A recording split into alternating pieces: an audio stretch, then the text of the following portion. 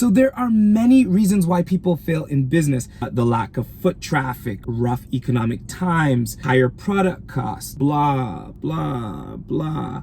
But let's be honest, many of these factors are completely out of our control. We can't force customers to come into our store. We certainly can't force them to come onto our website. So where does that leave you and me?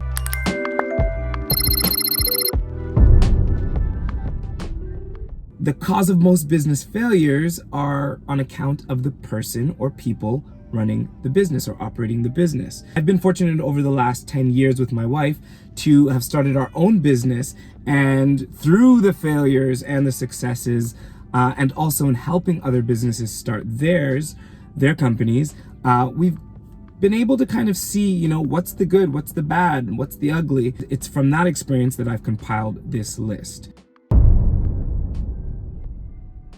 Number 1, pride. Get over yourself. You'd be surprised how many people are willing to let their baby, their blood, sweat, and tears, and their business fail just on account of not enough willingness to, make some sacrifices. And it's sad sometimes because you put so much into it, but when it comes to, stepping out of your comfort zone or going somewhere you didn't necessarily want to go, doing something you didn't necessarily see yourself doing, some people will just let their business slip away on account of those things. Some examples of this kind of attitude that I've witnessed personally are comments such as this. Somebody told me, "It's just not like me to do this." Somebody else said, "That event is too small for me to go to," or "I hate sampling. I'm not chasing anyone down to try my product." And I think the absolute worst one that I've ever heard was, "If my business is not profitable in 3 months, then I'm out." 3 months. I mean, so there's absolutely no room for this kind of attitude in business. Many aspects of growing a business require sacrifice. So at times you're gonna find that though you're not comfortable in doing something, that's what's gonna be necessary for you to move your business forward. And don't get me wrong, I get it. Standing up at a trade show and offering samples to complete strangers, awkward. But, again, it's necessary sometimes in business if we want to move our business forward. The great news is that once you get over yourself and get you out of the way, you'll start focusing on the bigger picture, on how you're giving value to your customers and to the marketplace. So number 1 is get over the pride. Number 2 is people. And don't get me wrong, I love people. However, a wise woman once told me that in order for you to be successful, you have to graduate from people. Now, by people, this wise woman was referring to negative people, doubters, naysayers, people who really don't do you any good or your business any good, and always question your ideas and everything like that. Those are the type of people I'm referring to. I remember earlier in my business, I kind of took on this sense of I owe it to people because of the expectations that they had for me. If I didn't live up to them, then I failed or I was a failure. Wrong, wrong, wrong, wrong. When you set your own standard of success and define success by your terms, you are no longer living by what the naysayers or doubters think or expect for you. That is called graduation. And if you can get to that place, like we did in our business, where it was just like, we have our counselors, we have our people who we consult in what we're doing, that's who we talk to. And it's not that we won't listen to ideas, but we keep a nice close-knit circle.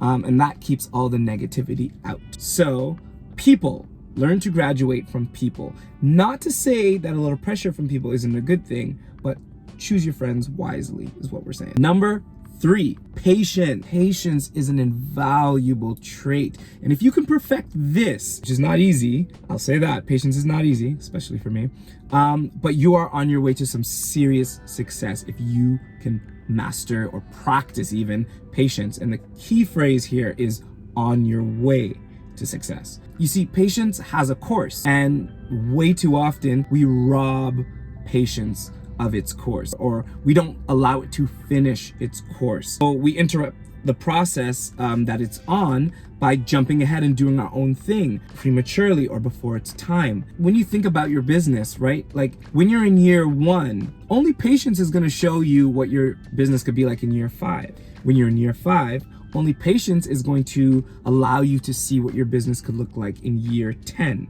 and so on and so forth. So, it's really allowing patience to run its full course. And most people never get to see the future of their business, whether they would succeed or not, again, because the lack of patience. Everything about our first year, when I think back to my own business, mine and my wife's, everything about our first year pointed towards failed business venture. But thankful to the word patience, we were able to, kind of weather it out and eventually find our footing and see some success with our business. A little love, a little hard work, a little patience. And we were in business for 10 plus years. So it works. Number 4, fill in the blanks is what I like to say. Fill in the blanks. So without your product or service, blank, will never be the same. And the answer that you filled in that blank space is where you find your purpose. They also call it value proposition, or what you offer, or what your business will accomplish. Having a clear idea of the why in your business will definitely help your business to stay afloat, because in those times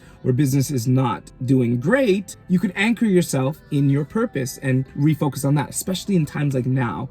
When we look at, COVID-19 and everybody's pivoting, it's looking back at why you started and what you're trying to accomplish that could really help you get through these tough times. So learn to define your purpose and the reason why your company exists. If you can't define why your company exists, then no offense, it wouldn't be too bad if you didn't exist. I know that sounds bad, but it's true. Finding what your proposition is and what your purpose is so important when it comes to a successful business. And failure to do so is the cause of many businesses tanking, because eventually you run out of strategies and you have no purpose to anchor you. So the best companies in the world are purpose-driven companies. All right, they lead by purpose, they invent with purpose, and purpose is at the heart of their strategy. Number 5, that is not 5, that is 10. Number 5, poor money management.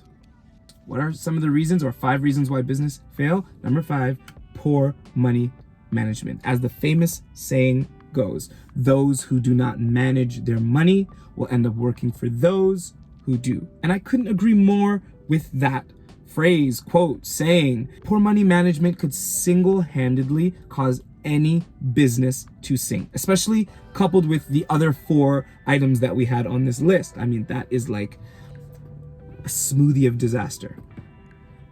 I don't know where I came up with that from. Anyways, there's so much information that I can cover on this topic of poor money management, but it would literally require its own video. So I'm just going to list off a few points that I believe come to mind when I think of poor money management. And note, these are from experience. Been there, done that, got the t-shirt, literally.